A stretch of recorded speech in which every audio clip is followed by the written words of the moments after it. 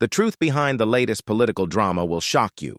And today, we're diving into the explosive entry of Elon Musk into the political arena and the devastating impact it's had on some of the most vulnerable among us, children battling cancer. Alongside that, we'll unravel the truth behind Republican claims that Democrats could have passed pediatric cancer research funding all along, a narrative designed to mislead. To help shed light on these issues, I have two insightful interviews for you. One with Senator Brian Schatz, discussing Trump's extreme cabinet nominees and the way forward for Democrats, and another with David Hogg, co-founder of March for Our Lives, about his inspiring run for DNC vice chair. In the last few days, the government narrowly avoided a shutdown, but not without leaving chaos in its wake. Enter Elon Musk, the richest man in the world, who made his political debut by torching a bipartisan stopgap measure designed to keep the government running. A continuing resolution, CR. This wasn't just an attack on the bill, it was a power play. Musk, desperate for attention and control, swooped in with a 20-hour pressure campaign, forcing Republicans to rewrite the bill to his liking. What were the consequences? Funding for critical programs, including pediatric cancer research, was stripped from the revised bill. Key provisions like the Gabriella Miller Kids First Research Act 2.0, which would have extended 7 years of funding for pediatric cancer research, were removed. Other bipartisan measures, such as the Give Kids a Chance Act and the Innovations in Pediatric Drugs Act, were also axed. These provisions ensured that drug companies completed essential pediatric studies and streamlined access to care for medically complex children. All of this, gone. Musk applauded the cuts, showcasing a cold disregard for the most vulnerable. Senator Brian Schatz aptly captured the outrage, calling out the cruelty of punishing children with cancer to appease billionaires and corporations. The cuts totaled nearly $200 million, stripping resources from initiatives that have bipartisan support and are vital to saving lives. The Gabriella Miller Kids First Research Act, initially championed under President Obama, was a shining example of bipartisan collaboration, yet Musk's meddling and Republican compliance unraveled years of progress in mere hours. Republicans and right-wing media quickly pivoted to spin the narrative, arguing that Democrats could have passed the bill earlier in the year. But here's the truth. The Senate, governed by arcane rules, requires unanimous consent for uncontroversial bills to pass without delay.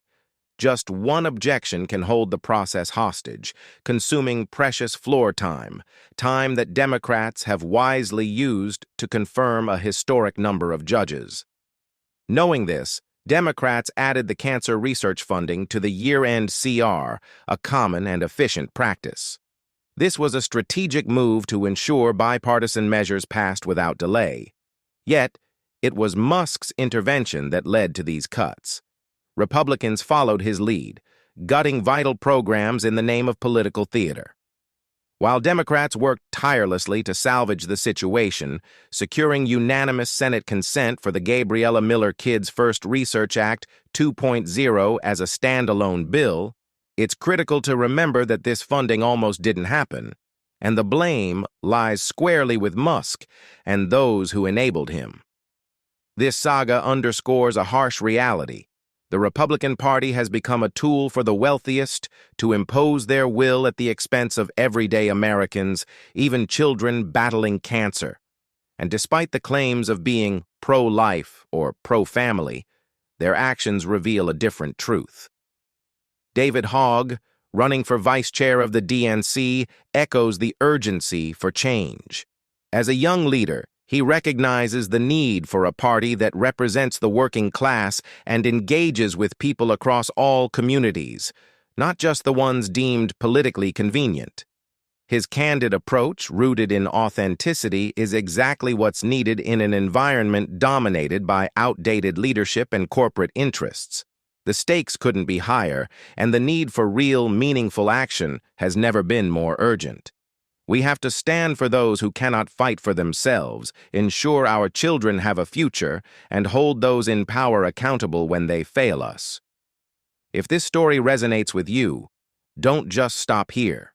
Dive deeper by watching my interviews with Senator Brian Schatz and David Hogg, where we discuss the path forward.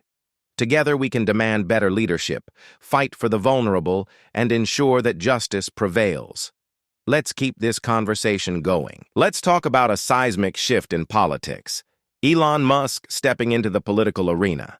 Today, we're diving deep into how his actions affected critical funding for pediatric cancer research and addressing the claims from Republicans blaming Democrats for the fallout.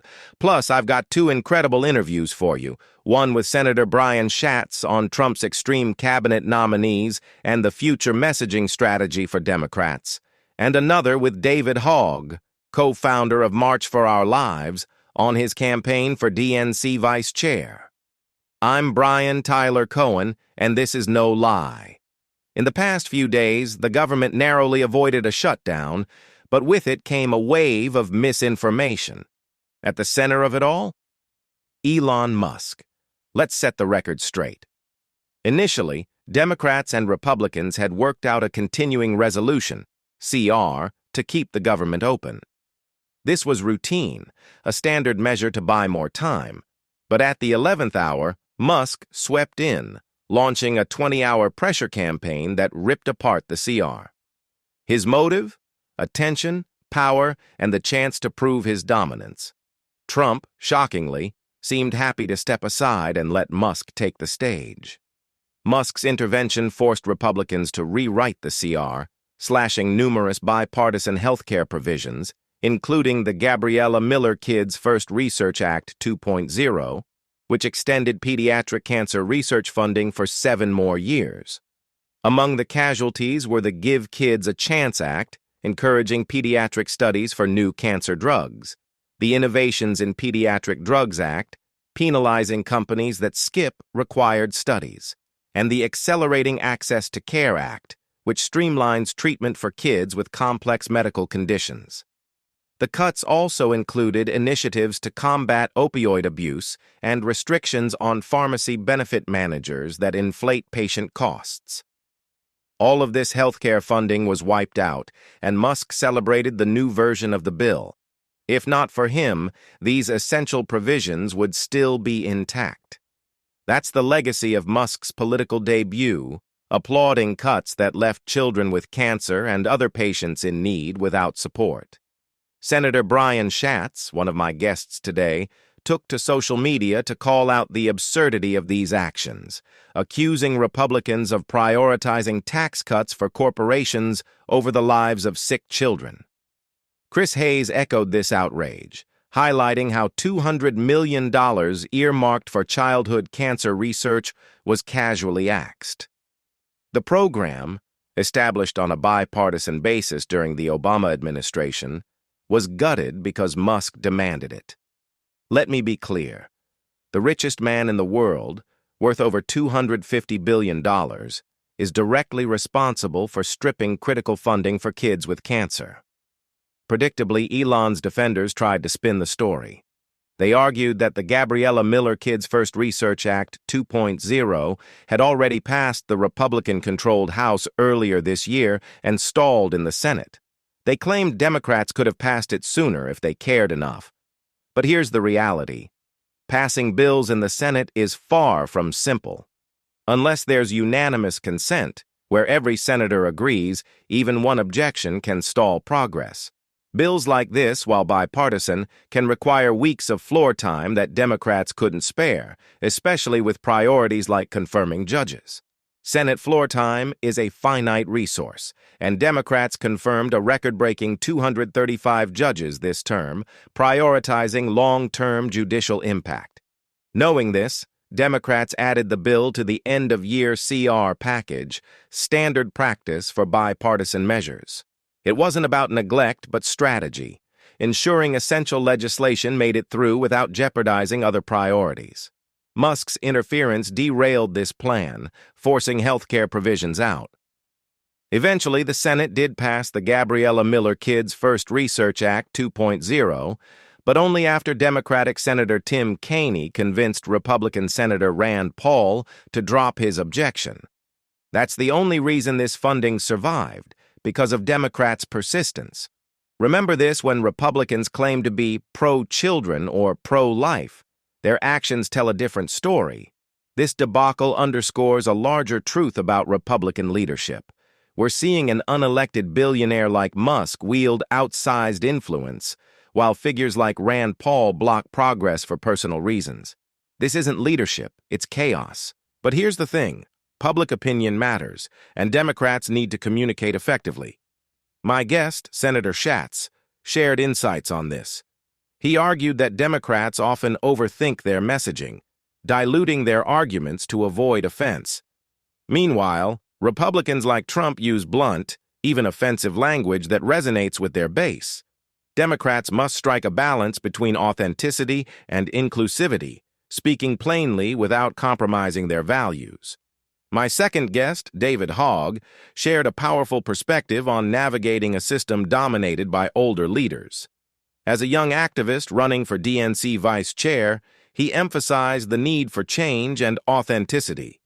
David's approach, focusing on listening and engaging people outside traditional Democratic strongholds, offers a roadmap for the party's future.